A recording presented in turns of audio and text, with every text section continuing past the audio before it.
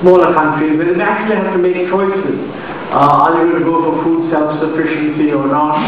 Difficult choices. But for a large country like India, that's never really the issue. I mean, a large country invariably focuses on a very substantial degree of food self-sufficiency. So the equivalence of agriculture and food is pretty much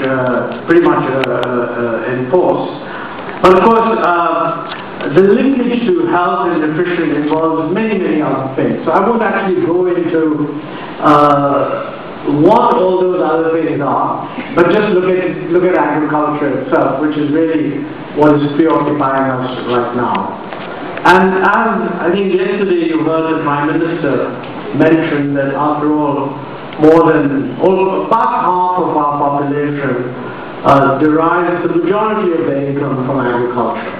I mean, they all have some non-agricultural source of income, but the majority of the income comes from agriculture.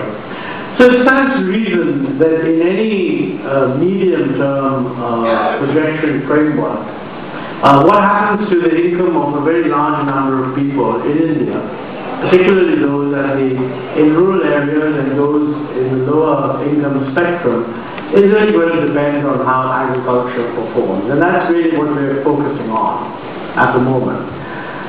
We sense that, one of the big, traditionally I would say, that agriculture has been associated with food and food has been associated with food grain. So in fact, if you go out into the public and ask someone, I mean, and this is being heightened right now because there is a concern with cereal prices around the world. It's all a global concern, which is legitimate. But the factual position, of course, is that the role of food grains in agriculture in India has been declining. At the moment, I think less than half of consumption of an average family, less than half of it is really on food, and less than half of that is really food grain. So a very large part of the food component, which is obviously relevant for nutrition, etc., is non-food grade production. And that transition is what is sort of occupying us quite a bit. Not to say, by the way, that the food grade production is a done deal and that there are no challenges there. There are challenges, they're very important ones, particularly if you take into account climate change and what that might do to the prospects for just food grade production.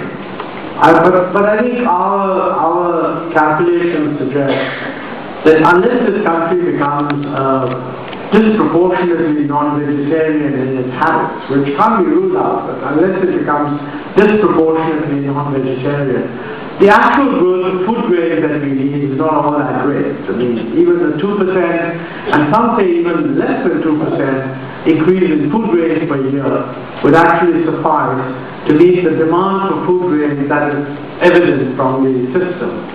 But of course, there's going to be a tremendous pressure to move to higher value, higher protein-rich foods, etc., etc. And that's what we see in the Indian context right now, that if you look at the last several years, the growth of food grain production is actually less than 2%. That's not good enough, and I think we do need to increase it. Lots of effort is being made to increase it. One of the key challenges really for us is to move some of the traditional food grain growing areas away from food grain and to have them diversify, which of course means that some of the other areas need to do a lot more food grain production than they've been doing. I mean, obviously I have in mind states like Punjab, which are water scarce, but which at the moment the system is operating in a way in which they have a strong encouragement to produce rice, which is then exported to other parts of the country for purposes of meeting food grain needs. I once seen a map by someone who actually sort of mapped out the movement of food grain and then converted it into an equivalent export of water, and you find that the most water scarce part of the country is exporting a huge amount of water in the form of rice to some of the most water plenty parts of the country, and when you look at it that way, there's a structural change that has to be brought about somehow.